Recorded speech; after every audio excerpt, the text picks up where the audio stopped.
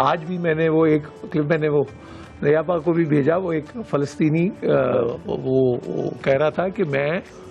آپ سب کا مقدمہ اللہ کے سامنے پیش کروں گا کہ جب یہ ہو رہا تھا تو آپ لوگوں نے کچھ نہیں کیا, ہمارے اجتماعی قبریں بن رہی تھی, آپ نے کچھ نہیں کیا. اب اس کو ذرا دعا کے تناظر میں دیکھیں جو عاصم بھائی کہہ رہے ہیں, کیونکہ ظاہری بات ہے محدود ہے علم ہمارا اور ناقص بھی, اور شاید اپنا اتنا اچھا برا بھی ہم نہیں سمجھ سکتے. کیا کہیں گے آپ اس کے ساتھ؟ سورۃ البقرہ میں جہاں اللہ تعالیٰ نے رمضان المبارک کے ان لمحات کا ذکر کیا ہے تو وہاں ایک بہت خوبصورت بات ہے, سوال اور دعا کا ذکر ہو رہا ہے کہ کس طرح کی دعا مانگنی چاہیے. اور سائیں نے بھی کہا کہ دعا لکھتے رہے, دعا پڑھتے رہے.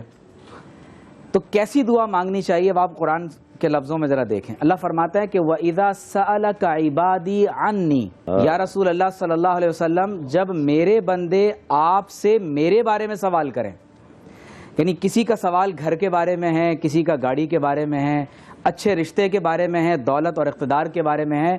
لیکن حضور علیہ الصلوۃ والسلام سے اللہ کے بندے اللہ کے بارے میں سوال کر رہے ہیں تو اللہ تعالیٰ فرماتا ہے فَإِنِّي قَرِيبٌ, آپ فرما دیجئے کہ میں ان کے بہت قریب ہوں. اس سے یہ بات معلوم ہوئی کہ یہ بات اللہ تعالیٰ براہ راست بھی کہہ سکتا تھا,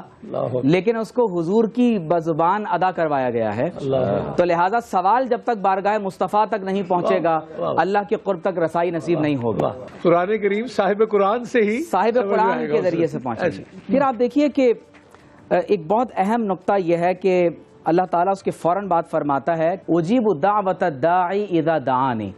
جب کبھی کوئی دعا کرنے والا مجھ سے دعا کرتا ہے, وہ فاسق ہے, فاجر ہے, امیر ہے, غریب ہے, کسی بھی کاسٹ کلر سے تعلق رکھتا ہے, وہ کوئی بھی زبان بولتا ہے, مشرق مغرب شمال تا جنوب کسی بھی خطے سے تعلق رکھتا ہے, شرط یہ ہے کہ وہ اللہ کو پکار رہا ہے. تو فرمایا کہ میں اس کی دعا کا جواب دیتا ہوں, اللہ, لیکن شرط ایک ہے کہ فَلْيَسْتَجِيبُوا لِي وَلْيُؤْمِنُوا بِي, اب تم میرا کہنا مانو اور میری مانو اور مجھ پر ایمان لے آؤ. اب دیکھیے کہ فلسطین کے لوگ اس وقت, نور بھائی میں آنے سے قبل میں نے 2 انٹرنیشنل میڈیا پر میں نے 2 ویڈیوز دیکھی, جن لوگوں کے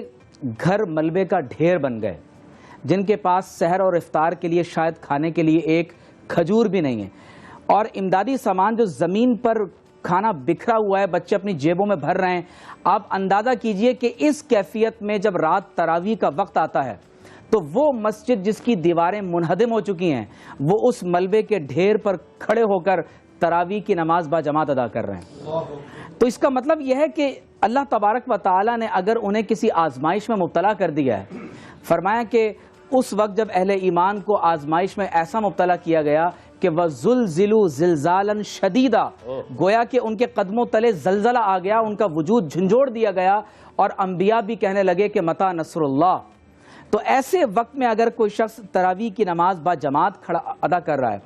اور اس قدر یعنی سخت ترین وقت کے باوجود اگر مسجد اقصیٰ کو اگر 5 ماہ کے بعد کھولا جا رہا ہے اور صحن کے اندر لوگ کھڑے ہو کر نماز پڑھ رہے ہیں, اور اتنے بڑے جمع غفیر کا وہاں کھڑے ہو کر پھر اللہ تعالیٰ کی بارگاہ میں شکر کے لیے کھڑا ہو جانا اور پکارنا, تو یہ اس بات کی دلیل ہے کہ مجھے مسیح علیہ السلام کا ایک فرمان یاد آ رہا ہے, اور یہ بک آف میتھیو کے اندر یہ نیریٹڈ ہے کہ جب یعنی شیطان نے نعوذ باللہ من ذالک اٹیمپٹ کیا کہ مسیح علیہ السلام کو وہ کوئی یعنی ایک ایسی بات کہلوا دے کہ جو اللہ کی رضا کے خلاف ہو, تو اس نے مسیح علیہ السلام سے کہا کہ آپ اپنے آپ کو ٹیمپل سے زمین کی طرف پھینک دیں, اگر آپ اللہ تعالیٰ کے نبی ہوئے تو فرشتے آپ کو زمین پر بحفاظت زمین پر اتار دیں گے. تو آپ نے فرمایا کہ اللہ تعالیٰ تو بندے کا امتحان لے سکتا ہے, بندوں کو اختیار نہیں ہے کہ اپنے رب کا امتحان. اللہ اکبر کبیرہ, اللہ اکبر کبیرہ, واہ واہ.